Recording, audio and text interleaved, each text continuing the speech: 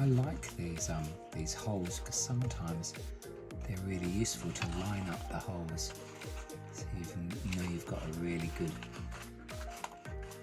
accurate join.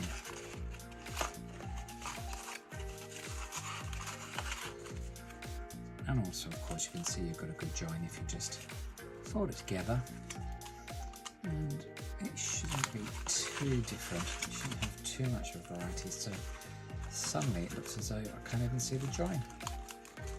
Look at that. The three do make this a lot more flexible.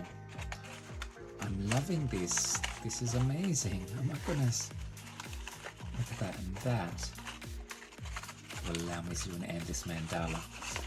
Now, an endless mandala allows me to continually turn this, and because of its geometry, it does these amazing effects of opening up.